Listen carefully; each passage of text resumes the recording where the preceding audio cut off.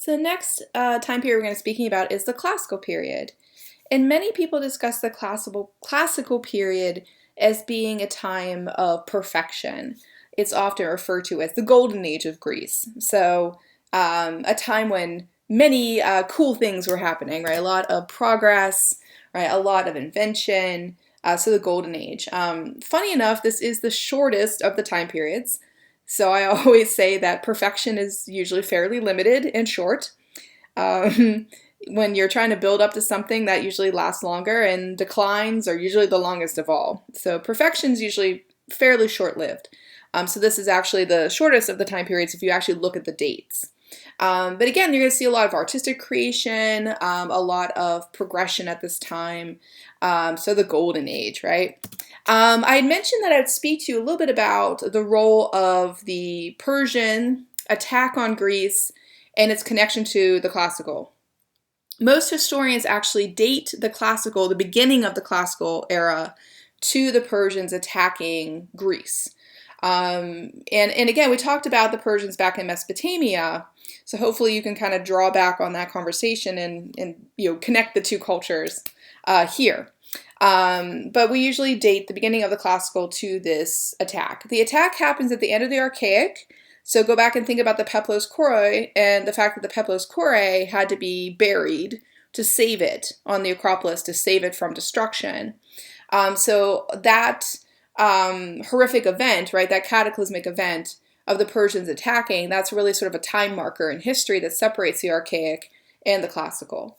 Now, when we speak about the classical, I'll talk a little bit about the politics of this time and how they impact the type of art and culture that is created. And a very big influence that we'll talk about is Pericles, that you see here, who was a statesman or a politician in Athens.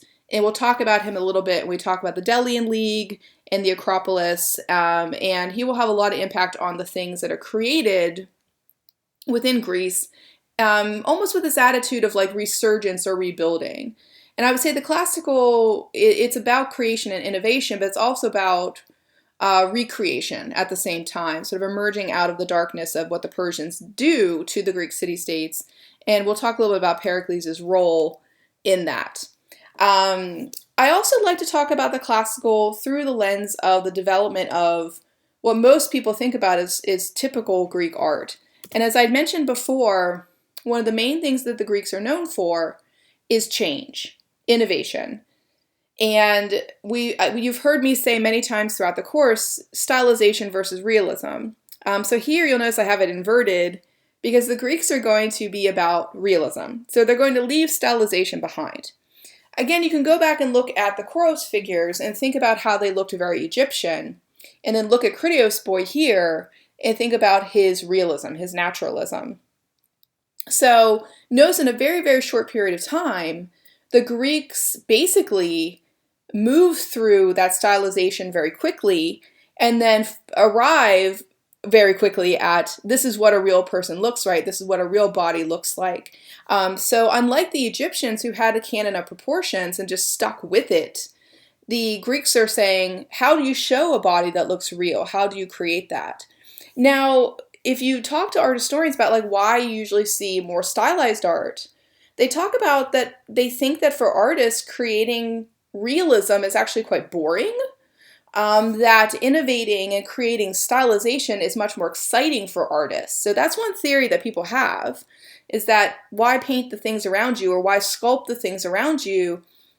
You know, that's not really all that challenging when you can create something completely new.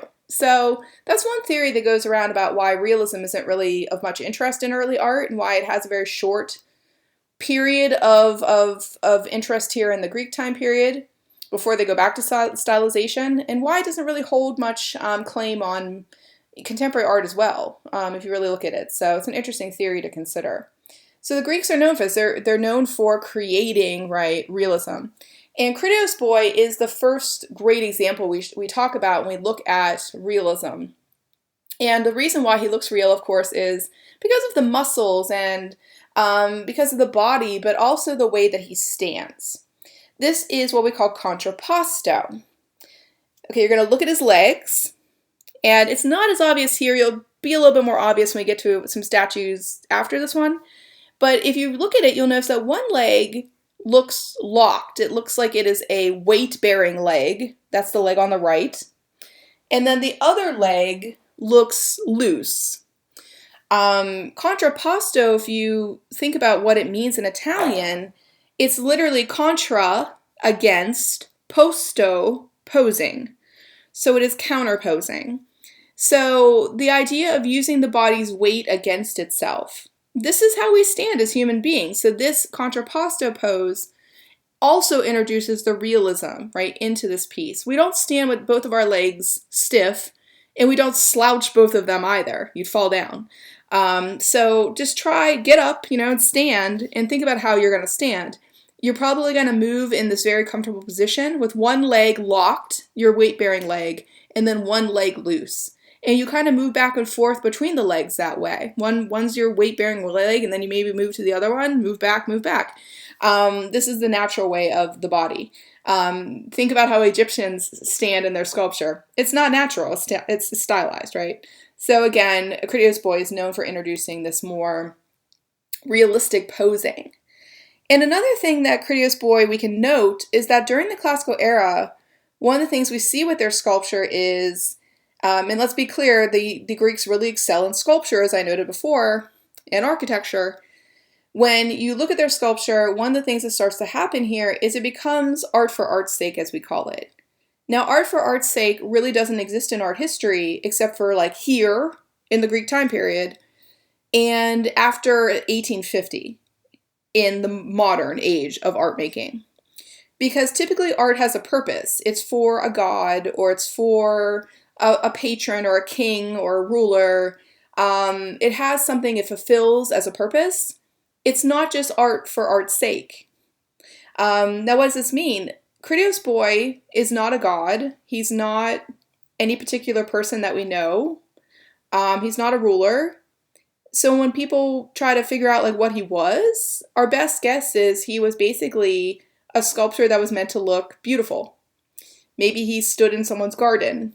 But that's really all we know. There doesn't seem to be a purpose. He's not a prayer figure. He's not a cause statue. And this is art for art's sake. And again, really besides the Greeks, we don't see people doing this. After the Greek time period, even looking at the Romans, they won't do this quite as much, and then we'll start to decline into the Middle Ages, and they certainly won't do this. So again, it's something interesting to note that alongside realism, art for art's sake also develops at the same time. Now, here's a good compare-contrast slide. So you're looking at a Kouros right next to Critias Boy, and I think, of course, the differences and similarities can be easily compared and contrasted. And by the way, art historians love compare contrast. This is like our bread and butter. So, when I was going to school, we were all about this. You'd put two images up and how are they the same? How are they different, right? They're both standing male figures, but that's kind of where the similarities end. They look different. Their purpose was different. And again, if you think about the fact that this is about 60, 70 years apart in time, that how fast they develop that realism, it's quite startling to consider how fast they get better, right, at what they're doing. So unlike the Egyptians, they're not about stasis. They're about change, and they really want to embrace that. And I always love this cartoon, it's just funny. It's an art history joke. Where, what if somebody came back to Egypt after going on a vacation to Greece, right? And yeah, he really got into contrapposto over there. He looks so relaxed, right? But again, it's just a funny take on the difference between the two styles. Some other classical statuary that can help us think about this, especially contrapposto. Here you have Polycleitus' spear bearer. Now, you'll notice that it's easier to see the contrapposto of the legs here. So even though Critias Boy was an original example of that, one of the first examples, it's easier to see here, I think, the contrapposto or the cross-balancing. Here, it expands all the way up through the body, and it becomes what we call chiastic, or true cross-balancing. If you think about how to look at this, you'll notice you can either look at each side of the body. So you can either look at the left-hand side and see that both limbs are locked. A locked arm, a locked leg. And the other side, a loose arm, a loose leg. Or you can draw an X through the body and note how they contrast with each other. Locked, loose, locked, loose. So it just depends on how you want to play it and remember it, I suppose. But what it does is it expands the contrapposto, in a sense, up through the whole body. So the whole body ends up looking extremely naturalistic. And again, it just shows you how they take what they learned from Critios Boy and just keep applying it and making it better and making it better. Another thing we can note by looking at the Polykleitos image is that most Greek statues that you study are actually copies of originals. You'll note there's a really weird tree trunk in there, and there's a strange little brace to the hand and taking it to the hip. That's not original. That wasn't meant to be there. What do I mean by a copy? Most Greek statuary that you're seeing in the class will be Roman copies of Greek originals. Critios Boy is an original, so you can go back and look at him. He's an original marble statue. Polykleitos, the image that you're seeing here, is a copy. So what the Romans did is they actually, in a sense, inherited a lot of the Greek sculpture. And but it was original Greek sculpture was actually made out of bronze typically. Critios Boy was made out of marble, so he was a little bit different. But typically, Greeks like to use bronze. And the reason that they like to use bronze is because it was more lightweight and it was able to be transported easier, right, on a trade ship or from house to house. Marble's really heavy. So marble sculpture usually only appears in architecture, to be honest, on temples. Most of the time, again, they were going to use bronze because then the sculpture could be hollow, they could be more lightweight. So what the Romans did is when they inherited this stuff, they wanted to use the metal to make weapons. So they would melt down the original statues, but they still liked them, so they'd make a copy. But the marble was too heavy, typically, to do what the sculpture was originally doing, the pose it was holding. So what did they do? They had to put these little braces in, as we call them, to brace the body and not have the body fall over. Here's an example of a Greek original bronze sculpture. So this is what material they were using. However, as I noted, Romans had mainly melted these down, so we're mainly looking at copies typically. So how do we have the Raachi warrior? We have him because we think what happened is it was on a trade ship and fell off for whatever reason. There was a shipwreck or a storm or something. So in the 1970s, people were snorkeling around the coast of Italy, look down into the sand, and they see this face staring up at them. And it's the sculpture, basically. But imagine the fright you probably get, you're underwater, think you have this face staring at you. And there were two sculptures that they found. There's another Raachi warrior as well. But they were in the ocean. So the reason why we have this bronze original, and if you really look at it, you'll notice there's corrosion from the salt water. The reason why we have the original statue in bronze is because, again, it was in the sea. So it's very, very rare to see a bronze original Greek statue. You usually see these copies. Notice that with the Raachi warrior, we're still seeing the contrapposto and the chiastic right through the body. We're seeing that very naturalistic posing of the body. And here you have Zeus, or we sometimes call him Poseidon. Again, another shipwreck find made out of bronze. So found in the ocean again. And I like showing you this one because it shows you how they kind of move from the contrapposto and the chiastic to opening the body up and giving it motion and giving it energy. Now, Zeus, Poseidon, that's because people have guessed it's a god. Zeus with his thunderbolt or Poseidon with his trident. But I think it's just as easy to say that perhaps this was a javelin thrower.